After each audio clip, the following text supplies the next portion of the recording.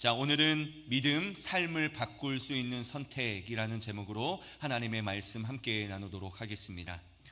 한동안 우리 사회에서 금수저, 흙수저라는 말이 유행했던 적이 있습니다.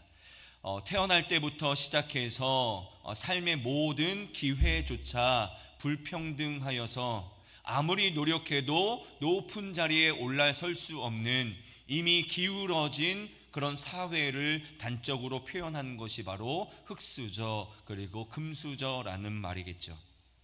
이처럼 우리 인생에는 아무리 노력해도 바꿀 수 없는 현실, 극복할 수 없는 상황들이 존재합니다. 성실하게 일했지만 갑자기 경제적인 어려움을 당할 수도 있습니다. 열심히 운동하고 건강 관리를 했는데 건강이 나빠질 수도 있습니다. 그리고 열심히 예방대책을 강구했는데도 불구하고 산불이나 지진 등으로 일어난 자연재해로 인한 피해들을 막을 수는 없습니다. 이렇게 바꿀 수 없는 현실, 그리고 극복하기 힘든 이 상황 앞에서 우리는 어떻게 살아가고 있습니까? 이럴 때에 많은 사람들은 왜 나에게 이런 일이 일어나는 걸까?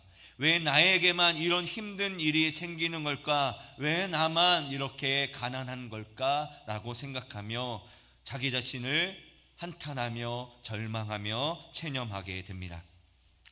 이렇게 아무것도 바꿀 수 없고 할 수 없는 상황 속에서도 우리가 할 수 있는 하나의 방법이 있습니다. 단 하나 우리가 할 수 있는 것이 있습니다. 그것은 바로 태도입니다.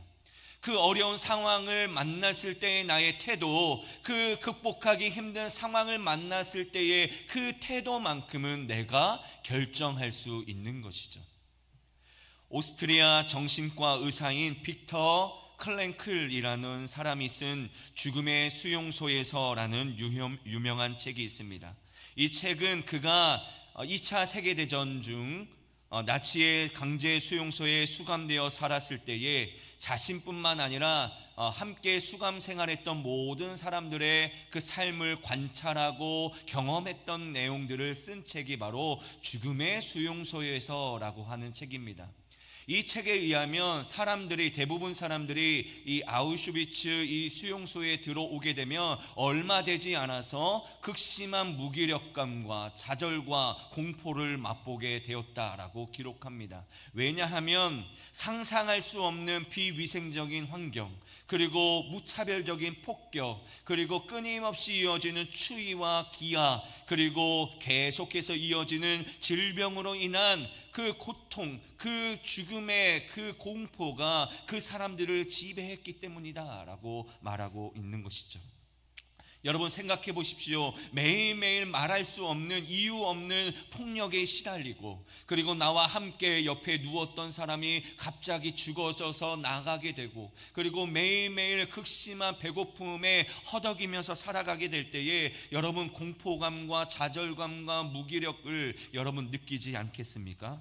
여러분 무엇보다도 이들을 매우 깊은 공포와 좌절에 빠뜨리게 했던 것은 무엇이냐면 언제 이 수용소에서 나갈 수 있게 될 것인가에 대한 것을 알 수 없게 되었을 때입니다.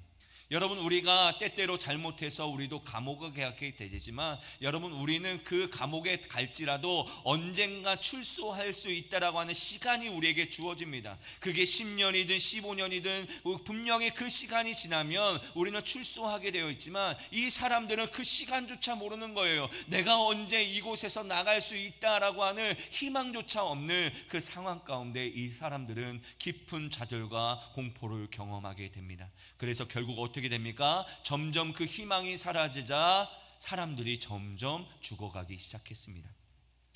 그러나 빅터 클랭클은 그 속에서 놀라운 깨달음을 얻게 되는데 그것은 바로 뭐냐? 인간은 주어진 상황을 선택할 수는 없지만 그 상황에 대한 태도는 선택할 수 있다라는 거예요. 여러분 이해가 되십니까? 인간은요, 내게 주어진 상황, 내가 극복할 수 없는 상황을 내가 선택할 수 없어요. 내 엄마도 선택할 수 없고요, 가난함도 선택할 수 없고요, 여러 가지 어려운 일로 경험된 내 삶을 우리가 선택할 수 없습니다. 그러나 그 상황 가운데 우리가 어떻게 살 것인가에 대한 태도는 내가 결정할 수 있고 선택할 수 있다는 것이죠. 그래서 그는요, 실제로 이런 말을 했습니다. 인간에게서 모든 것을 빼앗을 수는 있지만 단 하나, 그 상황이 주어졌을 때 어떻게 반응할 것인지에 대한 그 선택에 대한 자유는 결코 빼앗을 수 없다라고 말하고 있는 거예요. 그렇지 않습니까? 그렇게 극심한 죽음의 수용소에 있더라도 나는 살아날 수 있어, 나는 희망이 있어 라고 하는 그 믿음의 선택, 그 태도는요, 누구도 빼앗을 수 없다라는 것이죠. 그는 절망할 수밖에 없는 그 현실 속에서 나는 절망하지 않을 거야 라고 하는 태도를 선택했고, 그 태도가 그의 인생을, 그리고 수많은 사람들의 인생을 바꾸어 놓게 되었던 것이죠.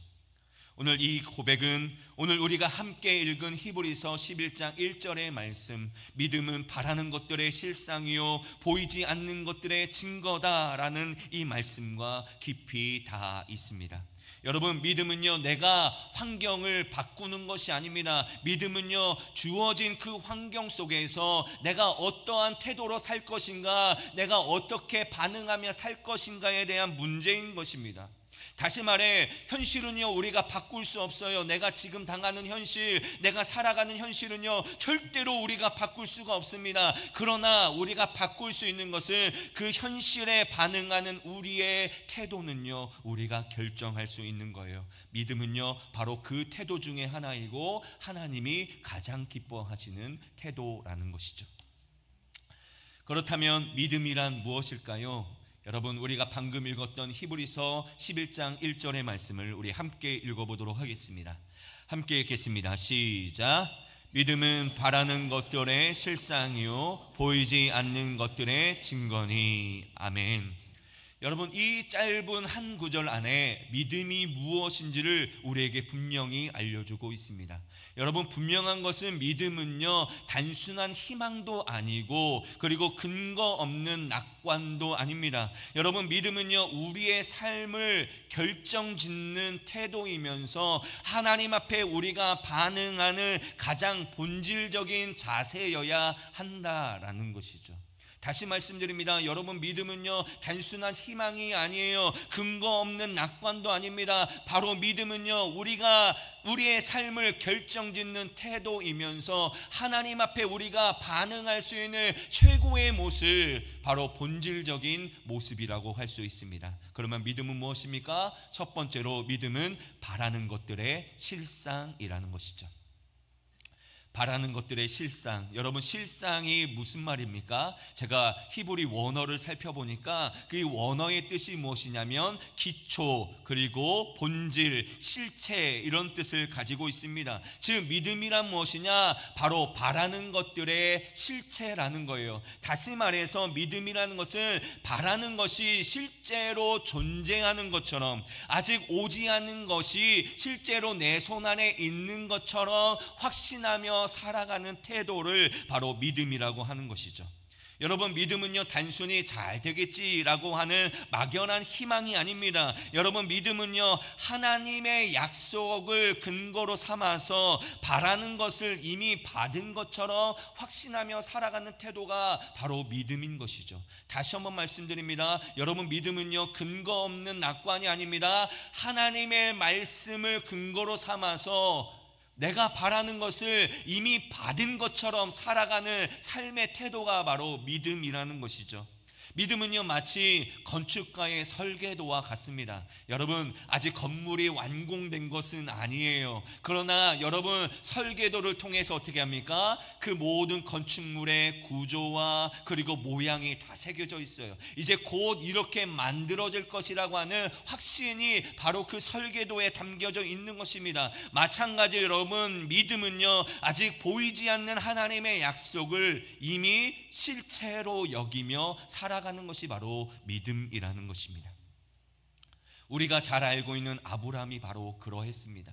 그의 나이 75세 때 하나님께서 그에게 나타나셔서 내가 너에게 아들을 주겠다라고 하는 하나님의 약속을 주셨습니다. 그러나 100세가 다 되어서도 하나님은요 그 약속을 이루어주지 않으셨어요. 그러나 아브라함은요 그럼에도 불구하고 낙심하지 않고 끝까지 하나님의 말씀을 붙잡고 살아갔습니다. 물론 25년 동안 아브라함도 흔들렸습니다. 때때로는 믿음 없는 행동을 했습니다. 그러나 그는요 그럼에도 불구하고 하나님의 약속을 믿기 시작했고 그것을 확신하며 살았더니 결국 어떻게 됩니까? 100세가 되는 그때에 하나님으로부터 아들을 얻게 되었던 것이죠. 이런 아브라함의 모습을 로마서 4장 18절은요 이렇게 기록하고 있습니다. 우리 함께 말씀 읽겠습니다. 시작. 바랄 수 없는 중에 바라고 믿었으니 이는 내 후손이 이 같으리라 하신 말씀대로 많은 민족의 조상이 되게 하려 하심이라. 아멘. 이것이 바로 믿음이라는 거예요. 여러분, 현실은요 도저히 아들을 가질 수 없었습니다. 그렇지 않습니까? 이미 사라는요 모든 생식적인 기능들이 다 끊어졌습니다. 아들을 가질 수 없는 상태예요. 그러나 아브라함은 어떻게 합니까? 현실을 바라보지 않고 하나님의 약속을 바라보았더니 어떻게 됩니까? 하나님이 그에게 약속대로 이루어 주셨다라고 말씀하고 있는 것입니다. 이것이 바로 하나님이 기뻐하시는 믿음의 모습이라는 거예요. 여러분, 두 번째로 믿음은 무엇입니까? 바로 보이지 않는 것의 증거다라고 말하고 있습니다.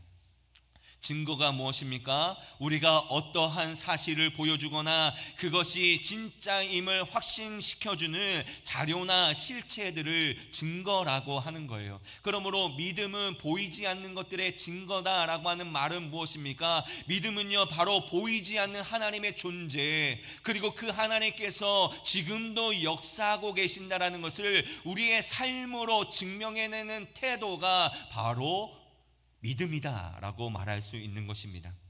단순히 하나님은 지금도 살아계셔라고 생각하는 것은요 믿음의 전부가 아닙니다. 진정한 믿음은요 우리의 매일매일의 삶 속에서, 우리의 행동 속에서 드러나야 한다라는 것이죠. 우리가 어려운 상황 속에서도 낙심하지 않고 소망을 품는 그 모습, 나는 여전히 힘들고 어렵지만 다른 사람들을 진정으로 사랑하며 희생하는 그 모습, 하나님의 말씀대로 살아가려고 노력하는 그 행동들 하나하나가 눈에 보이지 않는 하나님을 세상에 보여주는 그 구체적인 증거가 될 수 있다는 거예요. 우리는 지금 하나님이 살아계셔, 야 하나님 믿어봐, 하나님 정말로 살아계셔 라고 말은 하는데 하나님의 약속을 믿지 못하고 내 마음대로 살아가고 힘들 때 좌절하는 모습이 있다면 여러분, 그것은요 증명이 될 수 없는 거예요. 여러분, 우리가 어떠한 주장을 할 때마다 우리가 증거를 내밀지 않습니까? 야 이거 사실이야 라고 하는 것을 증명을 내는 거예요. 예를 들면 여러분, 이마트에서 뭘 싸게 판다라고 하면은 그 증거로서 뭐 이렇게 영수증을 보여준다든지 이렇게 해야 믿게 되는 것처럼 눈에 보이지 않는 하나님, 그리고 그분의 약속을 확신하며 살아가는 우리의 삶의 태도가 세상 사람들로 하여금 아 정말로 하나님이 살아계시구나, 그분의 약속이 진짜이구나 라는 것을 깨닫게 되게 한다는 것이죠. 성경에서 노아가 바로 그러한 사람들이지 않았습니까? 어느 날 하나님이 갑자기 노아에게 찾아나셔서 내가 이 땅에 홍수를 내릴 거야 라고 말씀하십니다. 여러분, 노아가 그렇게 어떻게 합니까? 한 번도 홍수라는 개념이 있는지조차 없는 그때의 맑은 날 속에서 오랜 시간 동안 노아는 뭘 합니까? 방주를 만들죠. 여러분, 그 당시에 여러분 홍수라는 것은요 있지 않았어요. 여러분, 우리의 개념을 가지고 막 홍수를 생각하면 안 됩니다. 노아 이전의 시대는요 홍수라는 개념이 없던 때예요. 그런데 하나님이 내가 이 땅의 홍수로 이 땅을 멸할 거야 라고 하는 이 말을 듣고 노아가 어떻게 합니까? 그 개념조차 없던 쪽에서 하나님이 홍수로 멸하신다고 했으니 그 말을 믿고 방주를 짓기 시작한 것이죠. 이를 보고 사람들은요 비웃어요. 야 무슨 홍수가 나냐, 무슨 뭘로써 심판하냐, 이렇게 사람들은 비웃지만 노아는요 하나님의 말씀을 현실보다 더 현실처럼 받아들였습니다. 그리고 결국 어떻게 되었습니까? 하나님의 말씀대로 이 땅을 덮을 만큼 홍수가 내렸고, 하나님의 약속을 믿고 방주를 지은 노아와 그의 가족들은요, 구원을 받을 수 있게 되었던 것이죠. 여러분, 이 노아가 만든 방주는요, 그냥 단 하나의 그냥 배가 아닙니다. 바로 하나님의 살아계심, 하나님의 역사하심, 하나님의 약속이 진실이라고 하는 것을 증명해낼 수 있는 증거라는 것이죠. 여러분, 오늘 우리의 삶에도요, 노아가 지었던 그런 방주와 같은 믿음의 행동들이 우리에게 필요한 것입니다. 우리가 어려울지라도 매일매일 기도하는 자리로 나오는 우리의 모습, 하나님의 말씀대로 살아가는 우리의 삶, 그리고 포기하지 않고 하나님의 은혜를 기다리는 우리의 인내의 시간들, 이 모든 것들이 바로 우리가 삶 속에서 세상 사람들에게 하나님의 약속은 진짜야, 하나님은 살아계신 분이야 라는 것을 증명해낼 수 있는 삶이라는 것이죠. 그게 바로 믿음이라는 거예요. 믿음은 보이지 않는 것들의 증거다라고 말하고 있는 것입니다. 그렇습니다. 아브라함이나 노아, 그리고 성경에 기록된 수많은 믿음의 위대한 사람들도 우리와 똑같이 어려운 상황, 힘든 상황, 그리고 믿기 어려운 상황, 심지어 불가능해 보이는 그 상황 속에 놓여 있었습니다. 한번 생각해 보십시오. 그렇지 않습니까? 그들도요, 전혀 우리와 다른 삶을 살았던 것이 아니에요. 우리와 똑같은 현실을 살았습니다. 믿기 어려운 삶을 살았어요. 너무나도 힘든 삶을 살았습니다. 그러나 만약 그들이 하나님의 약속을 믿지 말고 절망적인 현실을 바라보았다면 그들은요, 절대로 하나님의 은혜와 축복들을 경험할 수 없었을 것입니다. 하지만 그들은 달랐습니다. 그들의 눈앞에 암담한 현실 대신에 보이지 않는 하나님을 향한 믿음을 그들이 선택했다는 거예요. 하나님을 향한 믿음을 선택했다는 거예요. 그렇다면 그들이 어떻게 그런 믿음을 선택할 수 있었을까? 지금 내 눈앞에 있는 현실, 정말 불가능해 보이는 그 현실, 암담한 현실을 바라보지 않고 어떻게 믿음을 선택할 수 있었는가? 그 이유는 무엇인가? 바로 그들이 믿었던 하나님, 바로 우리가 믿고 있는 하나님은 약속한 것은 반드시 지키시는 신실하신 하나님이라는 사실을 그들이 확실히 믿고 있었기 때문에 그렇다라는 것이죠. 우리 하나님은 약속한 것을 반드시 지키시는 하나님이시야. 이 믿음이 확고히 있으니까 아무리 눈앞에 있는 현실이 어렵더라도 하나님을 향한 믿음의 선택을 할 수 있었다라는 것이죠. 여러분, 성경을 두 부분으로 나누면 뭐가 나눕니까? 구약과 신약으로 나누게 되죠. 여러분, 구약과 신약이 무엇입니까? 우리가 먹는 약입니까? 네, 아무도 안 웃어주시니? 그럴 수 있습니다. 여러분, 구약과 신약은요, 우리가 매일 먹는 비타민이 아니라요, 바로 약속을 의미합니다. 하나님의 약속이에요. 여러분, 이 성경이요, 무수히 많은 하나님의 약속으로 이루어진 거예요. 그런데요, 오늘 이 무수히 많은 이 약속이 단 한 번도 하나님이 어기신 적이 없다라는 사실이라는 것입니다. 때때로는요, 그것이 늦어 보일지라도, 우리가 생각할 때는 더디어 보인 적은 있지만 하나님은요, 하나님의 약속을 하나님의 때에 분명하게 이루시는 하나님이시라는 거예요. 더욱이 우리가 지난주에 함께 나누었던 하나님은 어떤 하나님이십니까? 스스로 약속하시고 그 약속을 충분히 이루실 수 있는 능력을 가지셨으며 직접 행동하셔서 그 약속을 현실로 바꾸시는 하나님이 바로 하나님이십니다. 믿으십니까? 그 하나님이세요. 이렇게 약속을 반드시 지키시는 하나님, 그 약속을 반드시 이루실 수 있는 능력의 하나님, 그리고 지금도 행동하셔서 우리의 현실을 그 약속으로 바꾸실 수 있는 하나님, 그 하나님을 우리가 믿는다면 당연히 그분의 약속을 우리는 지금도 믿고 의지해야 한다는 것입니다. 결론적으로 여러분, 하나님을 우리가 믿는다면 우리는 하나님의 약속을 분명히 누리며 살아가게 될 거예요. 그러나 하나님의 약속을 믿지 않는다면 우리는 그 약속을 누릴 수 없습니다. 여러분, 그 대표적인 예가 무엇입니까? 민수기 13장 14장에 기록되어 있는 12 정탐꾼의 이야기입니다.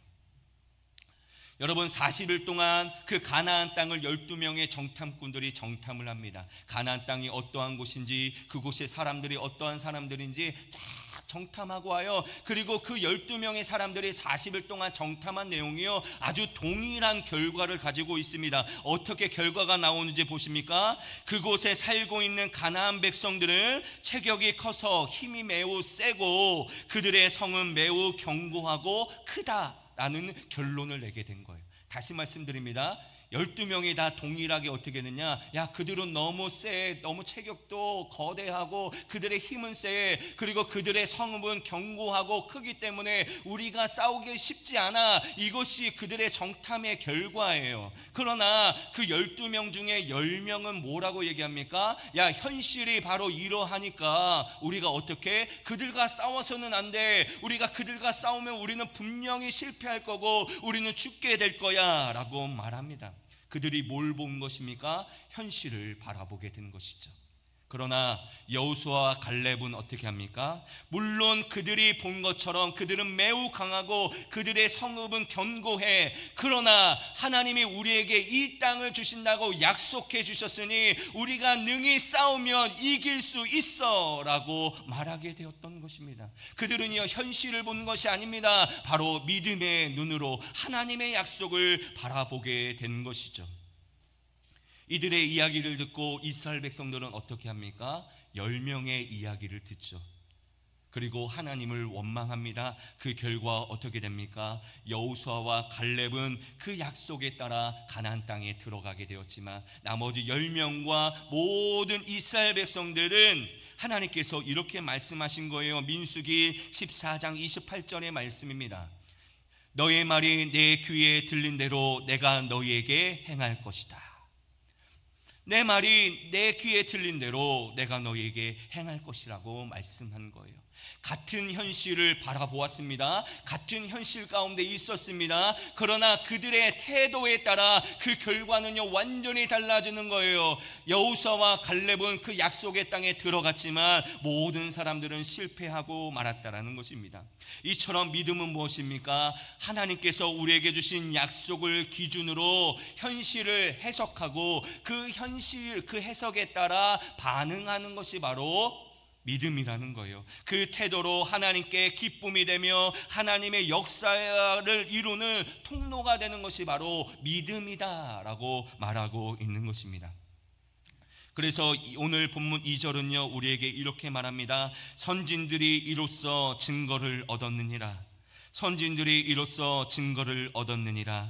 여기서 증거를 얻었다라는 말이 무엇입니까? 하나님이 그들의 믿음을 인정하셨고 그들의 믿음을 사람들 앞에서 인정하시고 증언하셨다라는 말을 하고 있어요. 즉 사람의 평가가 아니라 하나님께서 인정해 주셨다라는 것입니다. 또한 선진들이란 무슨 말이 누구를 가리킵니까? 히브리서 11장에 나오는 무수한 믿음의 사람들을 가리키는 것이죠. 그러므로 그들이 공통적으로 받은 하나님의 인정은요, 그들의 능력과 그들의 성취로 이루어진 것이 아닙니다. 그들의 믿음 때문에 하나님의 인정을 받은 거예요. 그들 모두 보이지 않는 현실, 불가능한 상황, 막다른 골목 같은 인생 앞에서도 하나님의 말씀을 붙드는 태도로 살아갔다라는 것이죠. 하나님은 그 믿음의 사람들을 기억하셨고 기록하셨고 증거로 삼으셨다는 거예요. 이것이 바로 오늘 우리에게 도전하는 믿음이라는 거예요. 그럼에도 불구하고 믿는 태도라는 것입니다. 아무것도 아직 바뀐 것은 없지만 이미 이룬 것처럼 행동하는 그 태도가 하나님이 원하시는 태도이고 인정받는 삶의 방향이라는 것이죠. 우리가 그 태도를 배워야 한다는 것입니다. 사랑하는 성도 여러분, 지금 우리 눈앞에는 여전히 풀리지 않는 숙제와 넘어야 할 산들이 있을지 모르겠습니다. 어쩌면 숨막히는 현실 때문에, 그 현실의 무게 때문에 숨조차도 쉴 수 없는 상황이 지금 내게 주어져 있을 수도 있습니다. 그러나 분명히 기억하십시오. 여러분, 우리가 붙들어야 할 마지막 끈, 우리를 절망에서 건져 올릴 수 있는 유일한 희망은 무엇입니까? 바로 믿음이라는 것이죠. 믿음. 금수저, 흙수저라는 절망적인 외침이 우리 사회를 휩쓸고 지나가지만 진정으로 우리의 삶을 결정짓는 것은요, 그 모든 수푼의 재질이 아닙니다. 바로 그 상황 속에서 하나님을 향한 나의 믿음, 그 믿음의 눈길, 그 믿음의 외침이야말로 우리의 삶을 결정짓는 거예요. 여전히 우리의 삶은 동일하고 우리의 삶은 힘들지라도 우리가 하나님을 믿는 믿음으로 나아간다면 우리의 삶은 완전히 변화될 수 있는 것입니다. 여러분, 아브라함 때도 그렇고요, 노아 때도 그렇고요. 야, 그게 말이 되냐? 야, 그렇게 살아간다고 우리의 삶이 변화될 것이냐? 라고 생각했지만 여러분, 실제로 어떻게 됐습니까? 아브라함과 노아는요, 완전 삶이 변화된 거예요. 그 사람들, 믿은 사람들은요, 완전히 삶이 변화되었습니다. 우리도 마찬가지 아닙니까? 눈앞에 있는 현실이 아닌 믿음의 눈으로 하나님의 약속을 바라보면요, 불가능을 바로 가능으로 바꿀 수 있게 된다는 것입니다. 사랑하는 성도 여러분, 우리 안에 있는 그 작은 믿음의 불씨를 꺼뜨려서는 안 됩니다. 현실의 차가운 바람이 불어와도, 절망의 어둠이 우리를 덮쳐와도 우리는 포기하면 안 됩니다. 왜냐하면 믿음은 바라는 것들의 실상이요, 보이지 않는 것들의 증거이기 때문입니다. 그러므로 오늘 이 시간에 우리는 결단해야 됩니다. 눈앞에 거친 파도가 내게 달려올지라도 그 파도를 봐서는 안 됩니다. 오히려 그 파도를 헤치고 나에게 건너오시는 예수님을 바라보아야 합니다. 우리의 힘겨운 탄식 대신에 응답하실 하나님을 향한 뜨거운 기도를 우리가 올려드려야 합니다. 아직 보이지는 않지만 믿음으로 이미 이루어진 그 미래를 붙잡고 승리의 깃발을 높이 들고 나아가야 한다는 것이죠. 그럴 때에 우리의 믿음을 통해 하나님께 영광 올려드리게 되고 우리의 삶을 통해 하나님의 살아계심을 증명하는 그런 불꽃 같은 믿음의 용사들이 다 되시기를 주님의 이름으로 축복합니다. 다시 한번 권면드립니다. 에이, 목사님 그냥 오늘 좋은 얘기, 그냥 우리에게 위로되는 얘기 해주시나 보다 라고 생각하면요, 여러분, 그건 그렇게 받아들일 수밖에 없습니다. 수많은 사람들이 노아가 방주를 질 때 야, 홍수가 올 거야, 홍수가 나타날 거야, 야, 여러분들 이 홍수 안에 들어갈 때니 방주 안으로 다 들어오셔야 됩니다. 아무리 얘기해도 믿지 않아요. 그러나 결국에 하나님의 약속대로 이루어진 것처럼 여러분, 우리가 믿고 있는 하나님은 그런 시시한 하나님이 아니십니다. 분명히 우리의 약속을 지키시는 하나님, 그 약속이 무엇이든지 반드시 이루실 수 있는 전능하신 하나님, 지금도 행동하셔서 우리의 현실을 완전히 바꾸실 수 있는 그 하나님이심을 우리가 분명하게 믿어야 됩니다. 그 믿음으로 우리가 살아가면 우리의 삶을 완전히 바꿀 수 있습니다. 믿음이 무엇입니까? 삶을 바꿀 수 있는 우리의 선택입니다. 우리가 바로 선택할 수 있는 우리 사랑하는 성도님들이 다 되시기를 주님의 이름으로 축복합니다.